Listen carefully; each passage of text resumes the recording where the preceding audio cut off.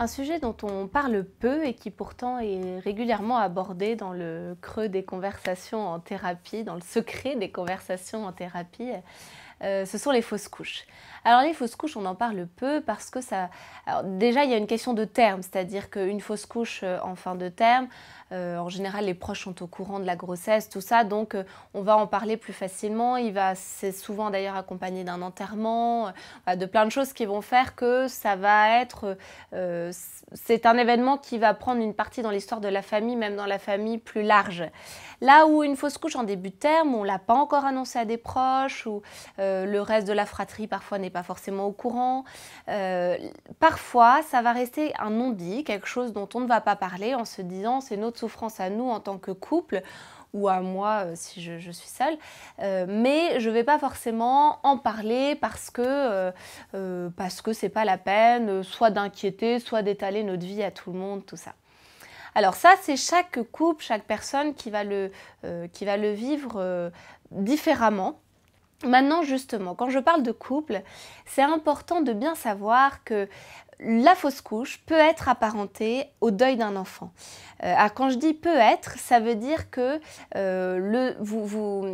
la souffrance ressentie va être différente. C'est ce que je vous disais aussi en fonction du terme, parce qu'on se sera plus ou moins attaché à l'enfant en fonction des circonstances. En revanche, il y a quand même un travail de deuil à faire, même si c'est un travail petit qui se fera rapidement, mais il y a quand même un travail de deuil à faire.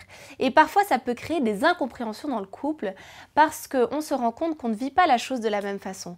Et quand ça a pu être très douloureux pour un des membres du couple, par exemple, je ne sais pas, pour l'homme qui souhaitait, je veux dire l'homme parce qu'on parle beaucoup plus des femmes, mais on oublie tous les hommes qui souffrent aussi de ça.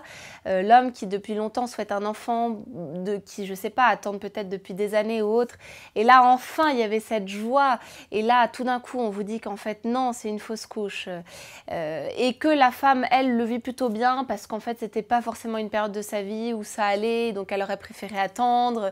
Et du coup, il va y avoir peut-être cette incompréhension aussi de voir qu'on ne vit pas les choses de la même façon et quand bien même on souffrirait autant, souvent on se rend compte qu'on est différent et qu'on vit les choses différemment. Ça peut provoquer des incompréhensions, ça peut provoquer parfois on a l'impression que l'autre est ingrat, que l'autre souffre pas et on comprend pas pourquoi l'autre est comme ça. Donc ça, pareil, s'il y a besoin de se faire accompagner, pourquoi pas, d'avoir un regard extérieur qui nous aide à comprendre nos réactions. Mais déjà, en amont, vous-même, c'est important de vous dire, voilà, on va vivre les choses différemment et c'est important qu'on puisse aussi se dire ouvertement la façon dont on le vit et savoir aussi laisser l'autre vivre son deuil à sa façon. Donc ça, c'est la première chose. Et la deuxième chose, quand c'est quelque chose qui n'a pas été dit, quand l'entourage n'est pas au courant, alors ça peut être votre choix, tout à fait. Mais encore une fois, sachez que ce n'est pas une honte. Il y a énormément de couples qui traversent ça, beaucoup plus qu'on l'imagine. Donc ce n'est pas une honte. Et sachez que ça peut aussi laisser des traces pour le reste de la fratrie. Même un enfant qui pourrait venir après. Donc c'est important que ce soit quelque chose qui ne soit pas tabou, que vous décidiez de ne pas en parler, pourquoi pas, mais je pense que s'il s'agit d'une fratrie, que ce n'est pas le seul enfant, ça peut être important quand même d'en parler parce que les enfants le ressentent tout.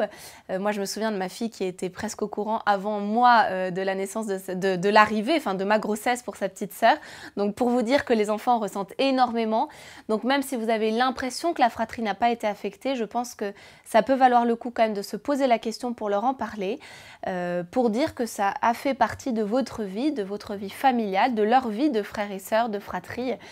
Donc voilà, donc il ne faut pas que ce soit tabou, on peut être discret tout à fait sur le sujet, mais attention à que ce ne soit pas tabou parce que rien n'est tabou.